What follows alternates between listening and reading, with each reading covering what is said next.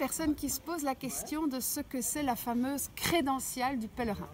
La crédentiale, c'est en fait l'héritage d'un passeport que le pèlerin recevait dans sa paroisse et qui attestait de son statut de réel pèlerin et pas de coquillard sur le chemin. Aujourd'hui, la crédentiale, elle a deux fonctions principales. C'est de pouvoir accéder à certains hébergements associatifs un peu moins chers et d'arriver à Compostelle et de pouvoir prouver que l'on a effectué au moins 100 km sur le chemin et recevoir son diplôme de pèlerin. Alors la question souvent, c'est où faire estampiller sa crédentiale.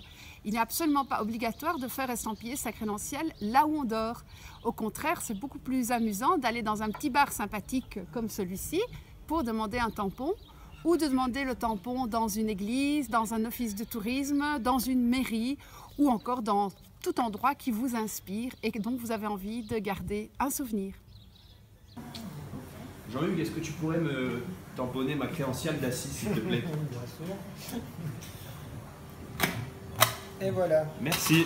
Attends. On est le 26.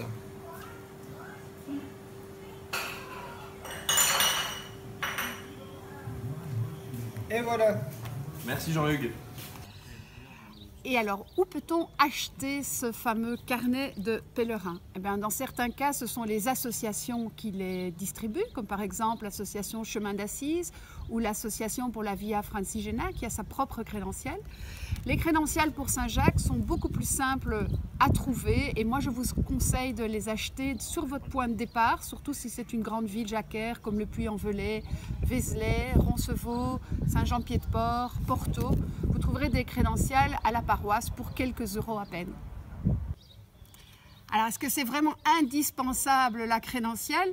Bon, pour certains c'est un document très important, mais d'autres trouvent que ça a juste une valeur de souvenir, au même titre qu'un carnet de notes ou de photos. Donc c'est à vous de voir. Moi je vous la recommande parce que ça vous permet quand même de passer un petit peu partout et d'avoir ce passeport de pèlerin bien utile dans certains cas.